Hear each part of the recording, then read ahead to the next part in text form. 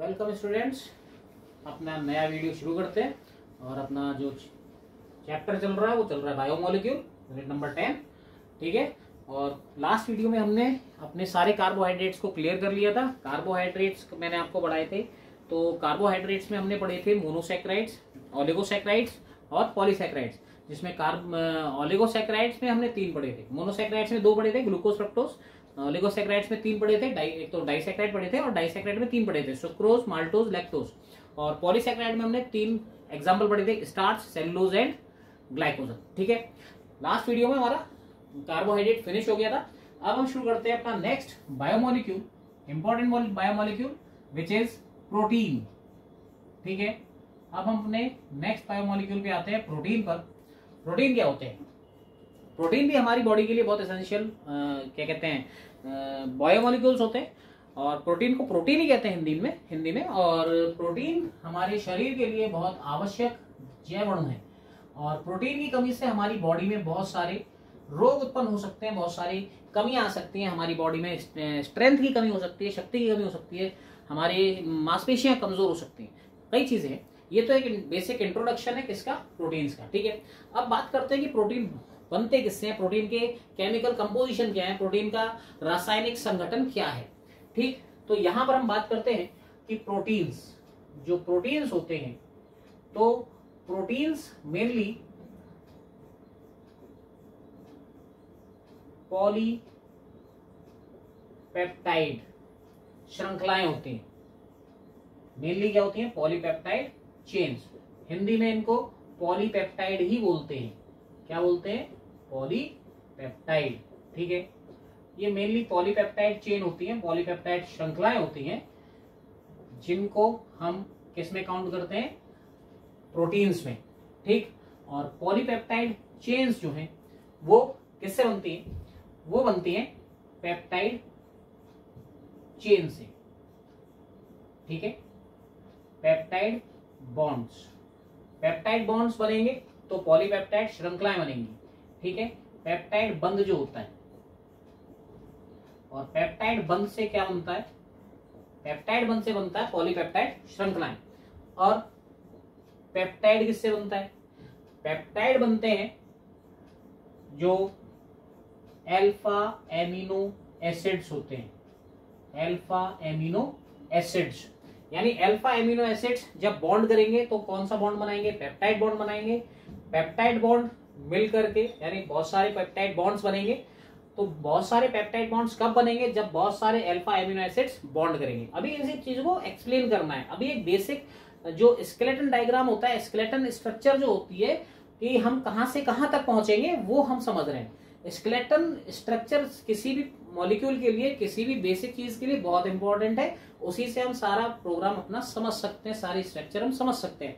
तो यहाँ पर मेन चीज क्या है प्रोटीन के लिए? Alpha amino acid. अभी ये मेन चीज नहीं है, अल्फा एमिनो एसिड्स बहुत सारे चाहिए हमको जो आपस में बॉन्ड करेंगे।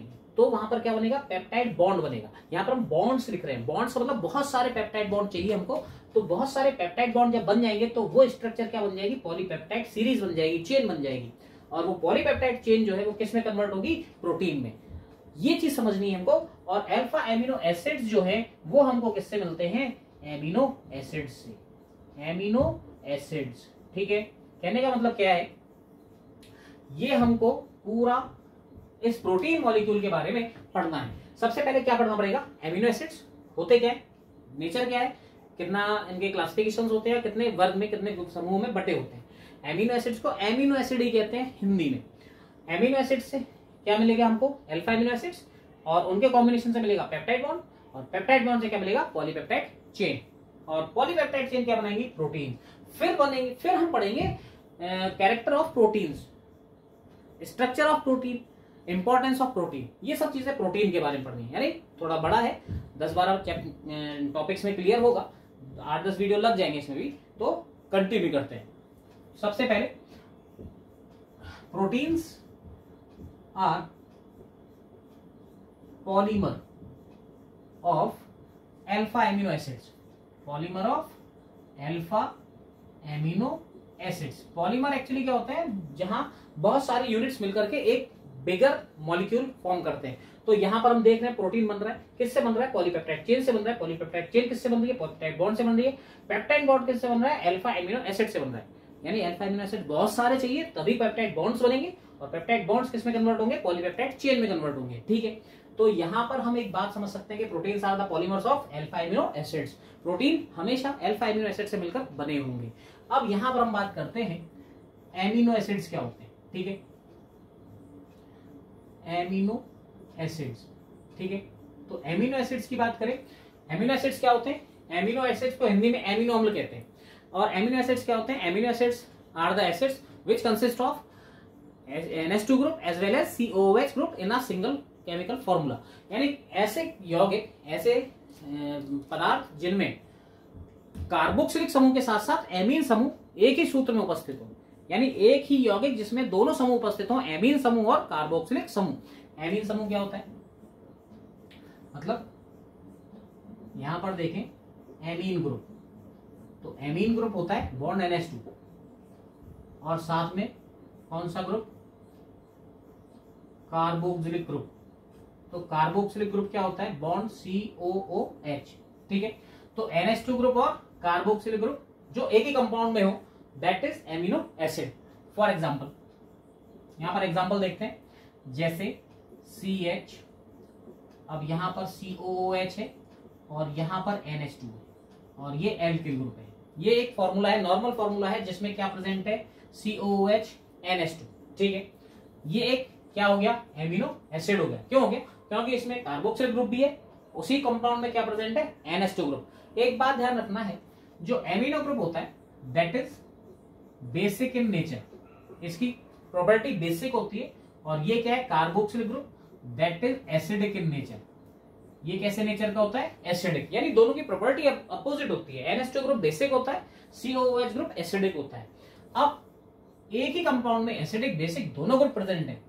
इसी तरीके से एक और एग्जांपल अगर हम देखें तो COOH, CH2, CH, NH2R, ये भी क्या है, एक्चुअली ये भी एक एमिनो एसिड है। क्यों है, क्योंकि इसमें भी COOH ग्रुप है और NH2 ग्रुप है, दोनों है।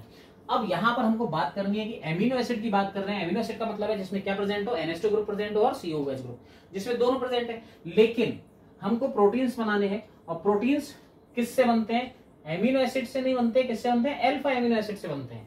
एक्चुअली हमको एमिनो एसिड से ज्यादा इंपॉर्टेंस किसको देनी है, अल्फा एमिनो एसिड को देनी है। हमको अल्फा एमिनो एसिड समझने हैं। अल्फा एमिनो एसिड का मतलब है ऐसा एमिनो एसिड जिसमें NH2 ग्रुप, COOH ग्रुप के एडजेसेंट कार्बन पर प्रेजेंट हो। मतलब ऐसे कह सकते हैं कि NH2 ग्रुप और COOH ग्रुप दोनों सिंगल कार्बन पर प्रेजेंट हो। अब आप देखो यहां पर COOH ग्रुप का कार्बन ये है, ये अल्फा कार्बन। किसी भी मेन फंक्शनल ग्रुप का एडजेसेंट कार्बन अल्फा कार्बन होता है। ये एक थ्योरी है, याद कर लीजिए। यहाँ पर COOH मेन ग्रुप है। देखिए दो ग्रुप है, दोनों में कैसे निर्धारित करेंगे, कैसे डिसाइड करेंगे कौन ज्यादा एक्टिव है, इसके लिए आपको 11th क्लास का नॉमेनक्लेचर पढ़ना पड़ेगा। और 11th क्लास के नॉमेनक्लेचर में ये पूरे ग्रुप की एक सीरीज होती है जो कि डिसाइड करती है कि सबसे ज्यादा एक्टिव कौन है। इन दोनों में सबसे ज्यादा एक्टिविटी होती है कार्बोक्सिलिक ग्रुप की, इसीलिए कार्बोक्सिलिक ग्रुप को प्रेफरेंस देते हैं, प्राथमिकता देते हैं। कार्बोक्सिलिक ग्रुप को प्राथमिकता देंगे तो ये इस कार्बन से जुड़ा है, तो इसके अकॉर्डिंग ये अल्फा कार्बन है, और उसी कार्बन पर क्या प्रेजेंट है, NH2 ग्रुप। तो वो अमीनो एसिड्स जिनमें अल्फा कार्बन पर एमिनो एसिड प्रेजेंट हो, और अल्फा कार्बन कौन सा होगा, कार्बोक्सिलिक ग्रुप से जुड़ा हुआ कार्बन। ठीक है, तो वो क्या कहलाएंगे, अल्फा एमिनो एसिड। यानी ये क्या है, ये है अल्फा एमिनो एसिड। अब ये तो बात हो गई अल्फा एमिनो एसिड के। नीचे वाला क्या है यार, सीधा सा ये अल्फा है तो ये बीटा होगा, और आगे चेन बढ़ेगी तो अल्फा, बीटा, गामा, डेल्टा, ईटा, मीटा, इस तरीके से ये बढ़ते चले जाएंगे। हमको बाकी किसी से काम नहीं है, हमको केवल किससे काम है, अल्फा एमिनो एसिड से। तो याद कर लो अल्फा एमिनो एसिड्स क्या होते हैं। Alpha amino acids are the acid in which COOH NH2 group is joined with the alpha carbon with which COOH group is joined. यानी ऐसे यौगिक जिनमें COOH ग्रुप के कार्बन के साथ NH2 ग्रुप जुड़ा हो, COOH ग्रुप किसे जुड़े कार्बन पर क्या प्रेजेंट हो, NH2 ग्रुप प्रेजेंट हो, उसे क्या कहते हैं, अल्फा एमिनो एसिड कहते हैं। और ये अल्फा एमिनो एसिड ही क्या बनाते हैं, अल्फा एमिनो एसिड ही पेप्टाइड बॉन्ड बनाएंगे, पेप्टाइड बॉन्ड से पॉलीपेप्टाइड श्रृंखलाएं बनेंगी, पॉलीपेप्टाइड श्रृंखलाओं से क्या मिलेगा, हमको प्रोटीन मिलेगा। ठीक है, क्लियर है इतनी बात। तो ये बात होगी किसकी, अल्फा एमिनो एसिड्स की। क्लियर। अब हम बात करते हैं types of alpha amino acids. Alpha amino acids के टाइप कितने होते हैं, ठीक। यहां पर आप देखो types of alpha amino acids, ठीक। तो एमिनो एसिड्स के टाइप्स क्या होते हैं। अब यहां पर जैसे मैंने आपको बताया कि इनकी प्रॉपर्टीज दोनों की अगेंस्ट होती है, मतलब अपोजिट होती है। ये बेसिक होता है, ये एसिडिक होता है। हालांकि कहते हैं इनको क्या है, एमिनो एसिड्स कहते हैं। इसका मतलब ये नहीं है कि एसिडिक नेचर के हैं, ऐसा नहीं है। ये डिपेंड करेगा इनके करस्पॉन्ड नंबर का, मतलब types of amino acids on the basis of nature, यानी प्रकृति के आधार पर ये कितने प्रकार के होते हैं अल्फा एमिनो एसिड्स। ये 3 प्रकार के होते हैं। First acidic amino acid, acidic amino acids, यानी ऐसे ऐसे एमिनो एसिड्स जो एसिडिक हों। एक्चुअली एसिडिक एमिनो एसिड्स किसे कहेंगे, in which number of COOH group is greater than number of NH2 group. भाई मतलब क्या हुआ, ये ग्रुप अभी बताया क्या था, बेसिक था नेचर में, और ये ग्रुप कैसा था, एसिडिक, ठीक है। तो कोई भी अल्फा एमिनो एसिड एसिडिक कब होगा, जब किसका नंबर ज्यादा होगा, COOH ग्रुप का नंबर ज्यादा होगा। और सेकंड है यहां पर बेसिक एमिनो एसिड। तो बेसिक एमिनो एसिड क्या होगा, अब सीधी सी बात है, जिसमें किसका नंबर ज्यादा हो, NH2 ग्रुप का। मतलब क्या है, number of COOH group, carboxylic group, number of carboxylic group is less than total number of NH2 group, ठीक है। तो यहां पर ये क्या हो जाएगा, बेसिक हो जाएगा। और थर्ड क्या है, न्यूट्रल, न्यूट्रल एमिनो एसिड्स, ठीक है।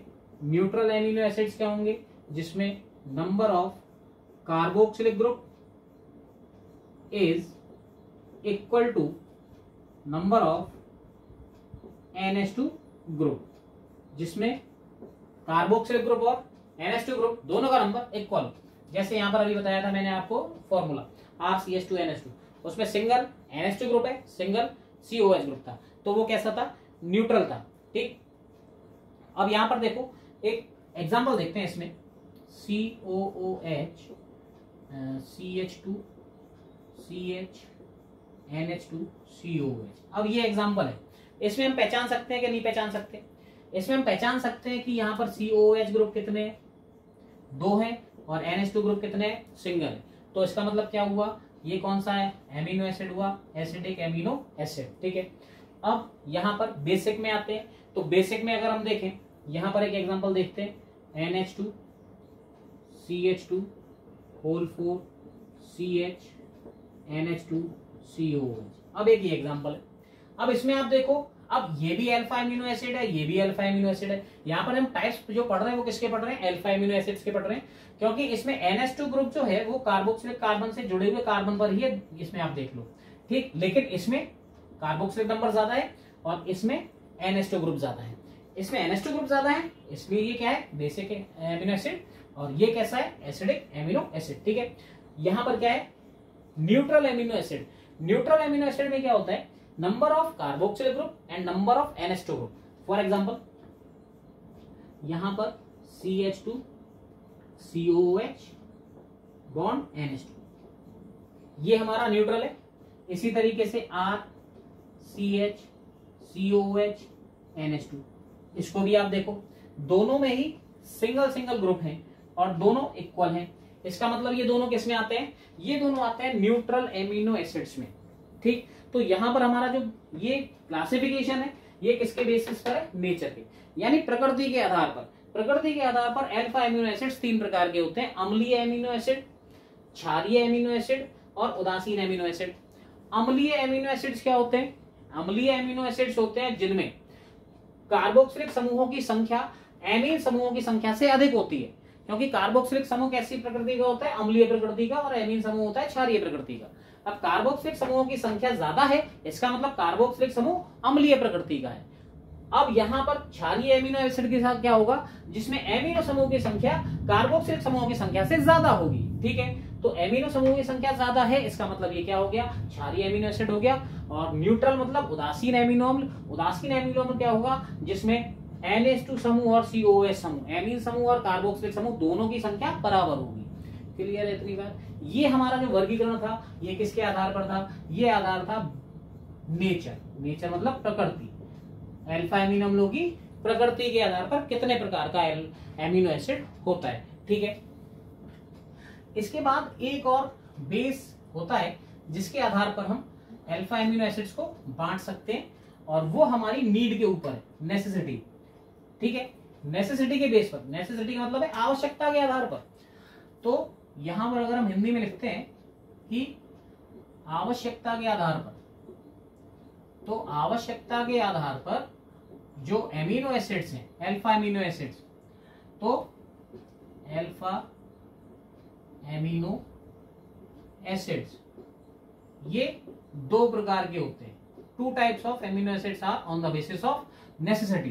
ठीक है, कौन कौन से, इनको लिखते हैं essential amino acids. Essential amino acids, इनको कहते हैं आवश्यक एमिनो अम्ल, आवश्यक एमिनो अम्ल। ठीक है, अब दूसरे होते हैं non essential, non essential amino acids. Non essential amino acids का मतलब है अनावश्यक, जिनकी आवश्यकता ना हो, अनावश्यक एमिनो अम्ल। इसका मतलब ये नहीं है कि इनकी आवश्यकता नहीं है तो हम इनको काम में नहीं ले सकते या हमारे अंदर होंगे नहीं। एक्चुअली यही चीज मेन है। आवश्यक एमिनो अम्ल का मतलब है ये हमारे लिए क्यों आवश्यक है, इनको आवश्यक क्यों कह रहे हैं, एसेंशियल क्यों कह रहे हैं, क्योंकि हमारे लिए जरूरी है। जरूरी क्यों है, क्योंकि इनका प्रोडक्शन, इनका जो सिंथेसिस है वो हमारी बॉडी के अंदर नहीं हो सकता। वे एमिनो अम्ल जिनका संश्लेषण शरीर के अंदर, हमारे शरीर के अंदर नहीं हो सकता है, उनको हम कहते हैं आवश्यक एमिनो अम्ल, एसेंशियल एमिनो एसिड्स। और वे एमिनो अम्ल जो हमारी बॉडी में ऑलरेडी सिंथेसाइज हो जाते हैं, हमारी बॉडी में जिनका सिंथेसिस हो जाता है, हमारी बॉडी जिनको बना लेती है, वो कहलाते हैं अनावश्यक एमिनो अम्ल। यानी अल्फा एमिनो एसिड्स दो प्रकार के होते हैं बनने की प्रक्रिया के आधार पर। वे अल्फा एमिनो एसिड्स जो हमारी बॉडी में खुद बन जाते हैं, जिनको बाहर से लेने की आवश्यकता नहीं होती है, वो होते हैं अनावश्यक। और जो नहीं बनते हैं, जिनको बाहर से लेना जरूरी है, बिना लिए हमारे अंदर बॉडी में वो नहीं मिलेंगे, तो उनको हम कहते हैं आवश्यक एमिनो अम्ल। इसीलिए इनका नाम क्या रखा है, आवश्यक। क्यों, बॉडी में बनेंगे नहीं तो मिलेंगे कहां से, मिलने के लिए क्या करना पड़ेगा, बाहर से हमको किसी सोर्स से इनको लेना पड़ेगा। इसीलिए क्या नाम रखा गया इनका, आवश्यक एमिनो अम्ल, एसेंशियल एमिनो एसिड्स। क्लियर है। तो आज हमने किस किस के बारे में पढ़ा है, आज हमने पढ़ा है एमिनो एसिड्स के बारे में और पढ़ा है अल्फा एमिनो एसिड्स के बारे में। ठीक है, अब ये अल्फा एमिनो एसिड्स की प्रॉपर्टीज क्या है, कैसे बिहेव करेगा और ये पेप्टाइड बॉन्ड बनाएगा कैसे, इसके बारे में पढ़ेंगे अपने नेक्स्ट वीडियो में। ठीक है, तब तक के लिए आप कंटेंट को देखिए, वीडियो को देखिए। कोई टॉपिक नहीं समझ में आ रहा है प्लीज कमेंट कीजिए। कोई भी प्रॉब्लम है, किसी प्रकार की समस्या है तो उसको कमेंट सेक्शन में आप बता सकते हैं। ठीक है, तब तक नेक्स्ट वीडियो में हम क्या पढ़ाएंगे वो बता चुके हैं आपको। और अगर कंटेंट अच्छा लग रहा है, वीडियो समझ में आ रहा है, पढ़ाई समझ में आ रही है, तो प्लीज चैनल को लाइक कीजिए, सब्सक्राइब कीजिए और शेयर कीजिए। ठीक है, मिलते हैं नेक्स्ट वीडियो में, तब तक के लिए गुड बाय।